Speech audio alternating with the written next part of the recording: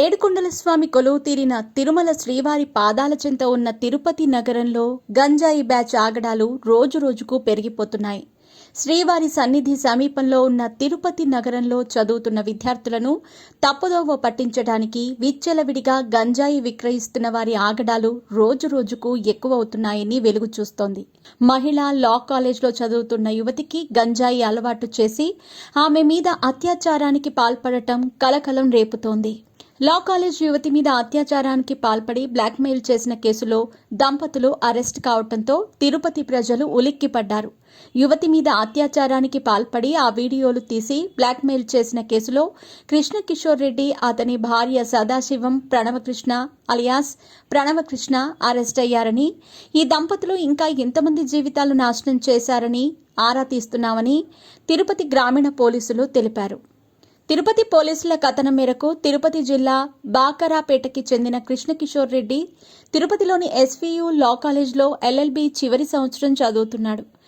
కర్నూలు జిల్లా కల్లూరు మండలంలోని ఓ గ్రామానికి చెందిన 22 ఏళ్ల యువతి శ్రీ పద్మావతి మహిళా కాలేజ్లో 4 ఏళ్ల క్రితం లా కోర్సులో చేరింది.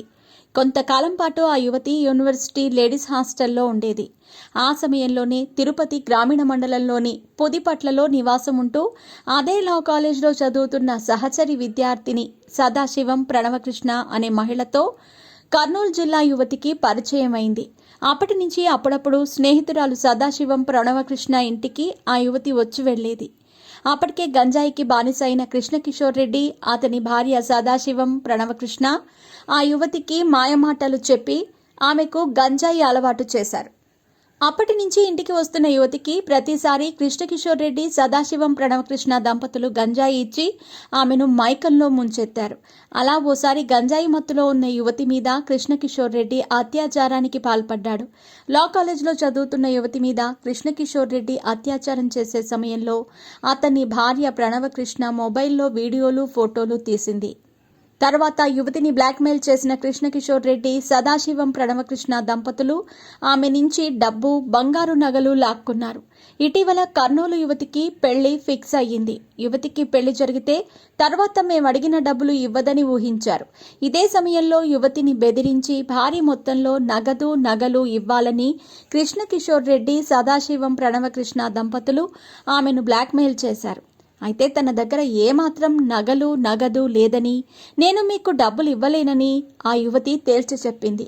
యువతి ఎదురు తిరగటంతో కృష్ణ కిషోర్ రెడ్డి కోపంతో రగిలిపోయి ఆ యువతి సోదరుడికి, ఆ యువతిని పెళ్లి చేసుకునే యువకుడికి ఆమె మీద అత్యాచారం చేసే సమయంలో తీసిన వీడియో, గంజాయి మత్తులో యువతి అర్ధనగ్నంగా ఉన్న సమయంలో తీసిన ఫోటోలు పంపించారు.